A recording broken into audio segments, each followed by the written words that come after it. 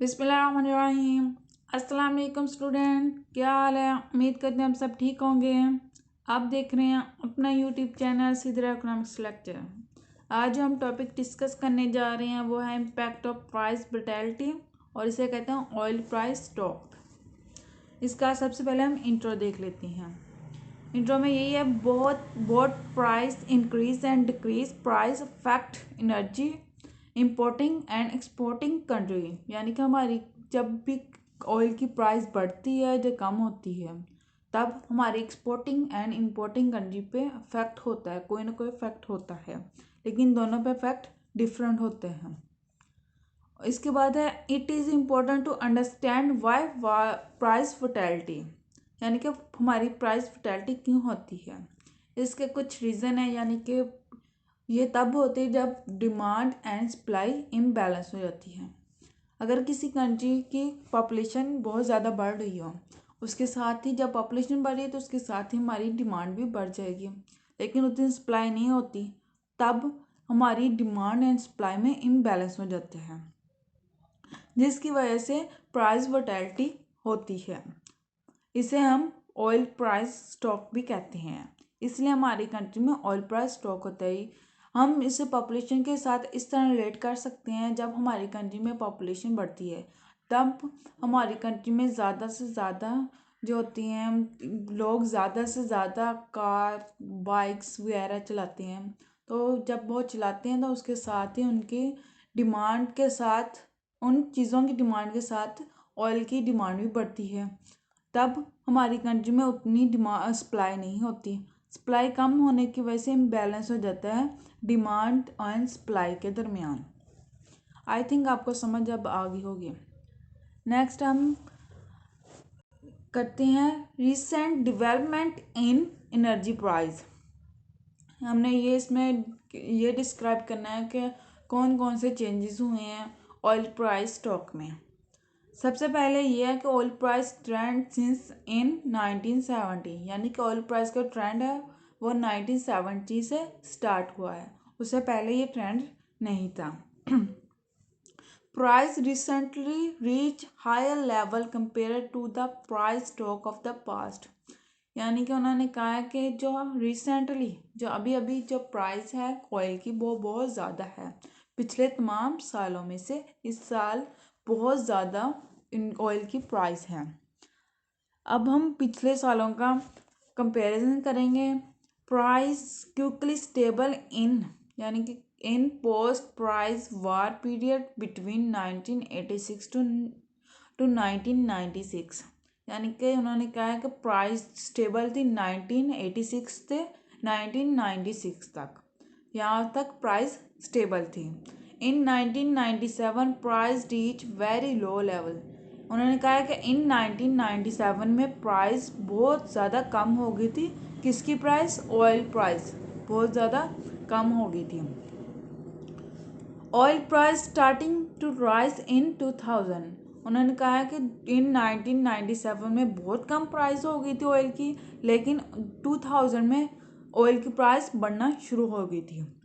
But oil price starting to rise 2000 and 2002, the period to higher oil price continuously for above 6 year. उन्होंने कहा कि 2000 to 2002 तक बहुत ज़्यादा प्राइस थी, हाईली प्राइस थी। अगर हम पिछले 6 ईयर का कंपैरिजन करें तो उसमें 2000 से लेकर 2002 तक सबसे ज़्यादा प्राइस थी ऑयल की प्राइस, जो पिछले 6 सालों से अब तक सबसे ज़्यादा प्राइस 2000 में थी 6 ईयर के कंपैरिजन में। The period between 2000 and 2002 and 2009 indicate that the price maintenance and steady upward movement, यानी कि उन्होंने कहा है कि वो पीरियड 2002 से लेकर 2009 तक प्राइस मेंटेनेंस पीरियड था, यहाँ पे प्राइस मेंटेन रही है। आई थिंक आपको अब ऑयल स्टॉक की हिस्ट्री का पता चल गया होगा। ऑयल प्राइस ट्रेंड 1997 में स्टार्ट हुआ था और रिसेंटली यानी कि 2021 में बहुत ज़्यादा प्राइस है ऑयल स्टॉक की। पिछले तमाम ईयर में इतनी ज़्यादा नहीं थी। और 1986 से 1996 तक ऑयल की प्राइस स्टेबल रही है। और 1997 में सबसे ज़्यादा कम ऑयल की प्राइस थी और 2000 में ऑयल की प्राइस बढ़ना शुरू हो गई है। 2000 से लेकर 2002 तक ऑयल की प्राइस बहुत ज़्यादा हाई रही है पिछले 6 ईयर के कंपैरिजन से। इन ईयर में बहुत ज़्यादा हाई प्राइस रही है। और 2002 से लेकर 2009 तक प्राइस मेंटेन रही है। नेक्स्ट हम आते हैं reason for energy price volatility, यानी कि रीज़न क्या है प्राइस वोलेटिलिटी के। The demand and supply imbalance, यानी कि हमारी जो डिमांड है और सप्लाई में इम्बैलेंस है। इसका मतलब ये है कि जब हमारी कंट्री में डिमांड बढ़ती है उतनी सप्लाई नहीं बढ़ती, जिसकी वजह से इम्बैलेंस हो जाते हैं और जिसकी वजह से एनर्जी प्राइस बढ़ जाती है। Supplies in inelastic in short run and demand is price is inelastic as well as। उन्होंने कहा है शॉर्ट रन में जो हमारी होती है सप्लाई वो इनइलास्टिक होती है और डिमांड भी इनइलास्टिक होती है। जब डिमांड एंड सप्लाई इनइलास्टिक होती है तो उसके साथ ही जो प्राइस है वो भी इनइलास्टिक हो जाती है। As a result any change in demand and supply causes a significant change in price.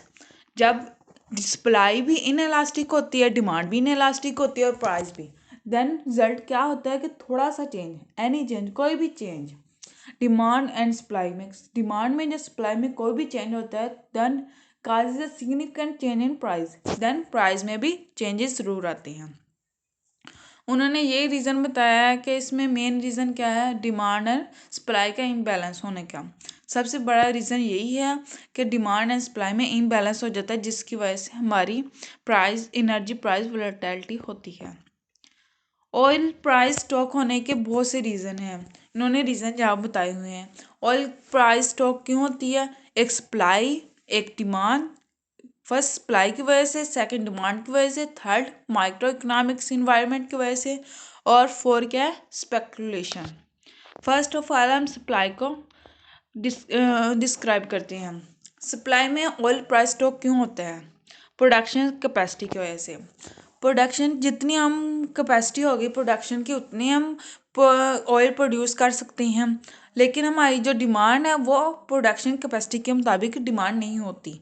अगर हमारी कंट्री में डिमांड बढ़ जाए जिसकी वजह से हमें ज़्यादा सप्लाई की ज़रूरत हो लेकिन प्रोडक्शन कैपेसिटी उतनी ना हो, देन हमारी कंट्री में ऑयल प्राइस स्टॉक स्टार्ट हो जाता है। सेकंड इसमें है सप्लाई में डिस्कवरी रेट, यानी कि, और इसके बाद है डिमांड। डिमांड में सबसे पहले है पॉपुलेशन। अगर हमारी कंट्री में पॉपुलेशन बहुत ज़्यादा बढ़ रही हो और इसके कंपैरिजन में सप्लाई ना आ रही हो तो तब सप्लाई और डिमांड में इम्बैलेंस हो जाएगा, जिसकी वजह से हमारी कंट्री में ऑयल प्राइस स्टॉक हो जाता है, क्या ऑयल की प्राइस बढ़ जाती है। Then GDP oil price stock में कैसे होता है? जैसा कि अगर हमारी जीडीपी का नेशनल रेट बहुत कम हो जाए जिसकी वजह से हमारी कंट्री में की डेवलपमेंट कम हो जाए, जिसकी वजह से ऑयल प्राइस स्टॉक आ जाता है। और उसके बाद आता है micro economics environment. Micro economics environment में सबसे पहले आता है इंटरेस्ट रेट। अगर हमारी कंट्री में इंटरेस्ट रेट ज़्यादा हो देन हमारी ऑयल प्राइस स्टॉक की प्राइस बढ़ जाती है। अगर इंटरेस्ट रेट कम हो तो हमारी जो ऑयल प्राइस है वो कम हो जाती है। एक्सचेंज रेट वो कहते हैं कि हमारी इतनी, यानी कि डॉलर, आप देखें डॉलर, $1 के बदले में हमारी कितने रुपीज़ होते हैं? 157, आई थिंक इसके अराउंड ही है, मुझे फिक्स नहीं पता, आपको पता होगा शायद, मुझे लगता है कि 157 है। इसे कहते हैं एक्सचेंज रेट, यानी कि हम अपने 157 रुपीज़ दे के $1 ले सकते हैं। और हम किस में फॉरेन से किस करेंसी की बिना पे एक्सचेंज करते हैं गुड्स डॉलर की बिना पर? हम जितनी भी डॉलर में लेते उसके डॉलर खरीदते हैं, उसके बाद हम उनसे डॉलर दे के उसके गुड्स और गुड्स परचेज कर लेते हैं। यानी कि उन्होंने कहा अगर हमारे एक्सचेंज रेट ज़्यादा होगा, यानी कि डिफरेंस ज़्यादा होगा, तो हमें ज़्यादा पे करना पड़ेगा, जिसकी वजह से ऑयल प्राइस स्टॉक हो जाएगा। लेकिन अगर हमारा एक्सचेंज रेट कम होगा तो हमें कम पे करना पड़ेगा, ऑयल प्राइस स्टॉक नहीं होगा। इसके बाद है स्पेक्युलेशन। स्पेक्युलेशन में सबसे पहले अनसर्टेनिटी, यानी कि अचानक कोई हो जाना, जैसा कि कभी कोई वार हो जाए, कहीं पे जंग हो जाए, जिसकी वजह से हमारी ऑयल की प्राइस बढ़ जाए और जिसकी वजह से हमारी कंट्री में ऑयल प्राइस स्टॉक आ जाए। उसके बाद आता है फ्यूचर मार्केट। अगर हम फ्यूचर में ये चाहते हैं कि हमारी फ्यूचर में हमें ऑयल की ज़रूरत हो और इसके लिए हम ज़्यादा इंपोर्ट कर लें, तो उसमें ज़्यादा इंपोर्ट कर लें तो हमें ज़्यादा पे करना पड़ेगा, उसकी वजह से ऑयल प्राइस स्टॉक भी आता है। इसके बाद आता है linkages with the external sector. Macroeconomics impact on oil price increases for any oil importing country। यानी कि जो ऑयल प्राइस का इंक्रीज होना किसी भी इंपोर्टिंग कंट्री के लिए पर बहुत ज़्यादा इम्पैक्ट करता है। अगर ऑयल प्राइस बढ़ जाती है तो जो इंपोर्ट कर रहा था उसे ज़्यादा पे करना पड़ता है, तो इस हिसाब से वो बहुत ज़्यादा इम्पैक्ट होता है। इसी का उन्होंने नीचे डिटेल में बताया हुआ है। High import bill for oil, यानी कि इसका क्या मतलब है, अगर हम ऑयल किसी कंट्री से इंपोर्ट कर रहे हैं, पहले हम उसका को कम पे करते थे, अब ज़्यादा पे करना पड़ेगा, देन हमारा क्या हो जाएगा, high import bill for oil. यानी कि ऑयल के लिए हम ज़्यादा मनी कर रहे हैं तो हमें बिल किसे कहते हैं सिंपली, अगर हम कोई चीज़ परचेज करते हैं तो उसके बाद वो अमाउंट लिख के हमें बिल की सूरत में देते हैं, उसे यहीं पे वही बिल वगैरह को शामिल किया हुआ है कि हमें ज़्यादा बिल वगैरह पे करना पड़ेगा। Import share depend on the foreign exchange balance, यानी कि जो हमारी इम्पोर्ट होती हैं वो फॉरेन एक्सचेंज पे होती हैं, एक्सचेंज बैलेंस पे। जो पीछे मैंने कहा, अगर अब जो हमारे डॉलर का और हमारे करेंसी का डिफरेंस है वो 157 टाइम्स है, यानी कि हम 157 रुपीज़ देंगे देन हम $1 एक्सचेंज कर पाएंगे। और इनका आयन कहीं जो इम्पोर्टिंग का शेयर होता है वो फॉरेन एक्सचेंज बैलेंस पे होता है। इन दोनों में अगर बैलेंस होगा तो तभी हम सही प्राइस, सही क्या कहते हैं, गुड्स इंपोर्ट कर सकते हैं। High share GDP in oil price, अगर हमारी कंट्री में ऑयल प्राइस बढ़ जाए देन हम अपनी जो इकोनॉमी का ज़्यादातर जीडीपी होगा वो ऑयल प्राइस पर स्पेंड करेंगे, और हमारी जो बाकी होगी, यानी कि हमने जो भी करना है, कोई डेवलपिंग काम नहीं कर सकते हैं, यानी कि कोई स्कूल वगैरह नहीं बना सकते, कोई रोड वगैरह नहीं बना सकते हैं, कोई और काम नहीं कर सकते हैं, ना ही हम कोई बिल्डिंग वगैरह बना सकते हैं, ना ही कोई हम दिफाई यानी कि जो फौजियों के लिए करते हैं कि असला वगैरह देते हैं, उस पर भी ज़्यादा स्पेंड नहीं कर सकते, क्योंकि हम ज़्यादा स्पेंड किस पे कर रहे हैं, ऑयल पे स्पेंड क्यों ज़्यादा कर रहे हैं, क्योंकि प्राइस उनकी बढ़ गई है। और लास्ट पॉइंट इसका है बीओपी, यानी कि balance of payment is immediately field on impact of high price oil price, यानी कि बैलेंस ऑफ पेमेंट बहुत ज़्यादा यानी कि बहुत जल्दी से इफेक्ट करता है हायर ऑयल प्राइस पे। देन उन्होंने कहा कि अगर हम ओवरऑल इनका लें, जो भी हमने इधर जो पढ़ा है, क्या कहते हैं, लीकेजेस विद एक्सटर्नल सेक्टर, इसका overall trade position in affect by other factor, यानी कि इसका ओवरऑल हम रिव्यू करेंगे जो है हम अदर सेक्टर पे कैसे इम्पैक्ट करते हैं। तो उसका हम सबसे पहले है overall oil depends on off the economy, यानी कि हमारी जो ऑयल की प्राइस है वो किस पे डिपेंड करती है, इकॉनमी पे। इकॉनमी पे किस तरह डिपेंड करती है, जब हमारी ऑयल की प्राइस बढ़ जाती है देन हमारी इकॉनमी की ग्रोथ है वो कम हो जाती है, वो कम हो जाती है।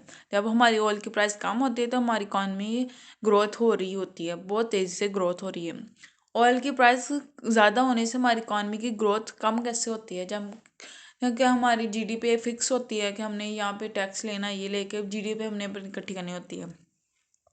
जीडीपी वो फिक्स होती है ना, उसके बाद हमने वो उसे स्पेंड करना होता है। अगर ऑयल की प्राइस बढ़ जाएगी तो हम ऑयल पे ज़्यादा स्पेंड करेंगे, और बाकी तमाम गुड्स पे, तमाम गुड्स क्या रहती हैं, तमाम वर्क्स पे, यानी कि जो भी मैंने कहा, कोई रोड्स वगैरह बनाने हैं, कोई फौजियों के लिए, पुलिस के लिए, जो भी काम करना है उस पर काम करेंगे। तब देन हमारी जो इकॉनमी ग्रोथ है वो स्लो हो जाएगी, क्योंकि ज़्यादातर जीडीपी का हिस्सा ऑयल को परचेज करने पे स्पेंड हो जाता है। सेकेंड इसका आता है नॉन ऑयल इम्पोर्ट या important goods and services that depend on oil, यानी कि जो नॉन ऑयल इम्पोर्ट्स, यानी कि वो गुड्स जो ऑयल में नहीं होती लेकिन हम इम्पोर्ट करते हैं। मसलन ऑयल के बगैर जो मेडिसिन वगैरह इंपोर्ट करते हैं ना दूसरी कंट्री से, या फिर कुछ भी और फूड्स की जो भी इंपोर्ट करते हैं, उसका भी इफेक्ट होता है प्राइस, ऑयल प्राइस पे। यानी कि जब ऑयल प्राइस बढ़ती है देन हमारी जो होती है मेडिसिन की प्राइस भी बढ़ जाती है। इंपोर्ट जो भी हम मेडिसिन करते हैं उनकी प्राइस भी बढ़ा देते हैं। ऑयल के साथ ये डिपेंड होते हैं, क्या कहते हैं, लिंक होता है एक दूसरे के साथ। इन्होंने कहा है नेक्स्ट, जो लास्ट पे मैंने ये यहाँ पे लिखा हुआ है, क्या कहते हैं, एक मिनट, ये इसको सॉल्व कैसे कर सकते हैं ऑयल प्राइस का। कि अगर हम जो फॉरेन से इंपोर्ट करते हैं हम गुड्स, अगर हम उस पर क्या कहते हैं रिस्ट्रिक्शन लगा दें कि हमने उसको नहीं ख़रीदना, उस पर कानूनी कार्रवाई कर दे कि इसको ख़रीदना एक जुर्म है, देन हमारी जो होती है foreign goods and services goods की जो डिमांड होती है वो कम हो जाएगी, और डोमेस्टिक गुड्स की डिमांड और बढ़ जाएगी, देन कंजप्शन भी बढ़ जाएगी डोमेस्टिक गुड्स की, और इन्वेस्टमेंट भी बढ़ जाएगी। इसको सिंपली हम ये कह सकते हैं कि अगर हम फॉरेन गुड्स पे रिस्ट्रिक्शन लगा दें कि वहाँ फॉरेन से हमने कोई गुड्स नहीं मंगवानी, देन हम क्या यूज़ करेंगे, डोमेस्टिक गुड्स। देन अगर हम डोमेस्टिक गुड्स यूज़ करेंगे तो उसे कंज्यूम करेंगे ना, उसमें हमें इन्वेस्टमेंट भी इंक्रीज़ हो जाएगी और फॉरेन गुड्स की डिमांड डिक्रीज़ हो जाएगी। Please subscribe my channel. Thank you so much.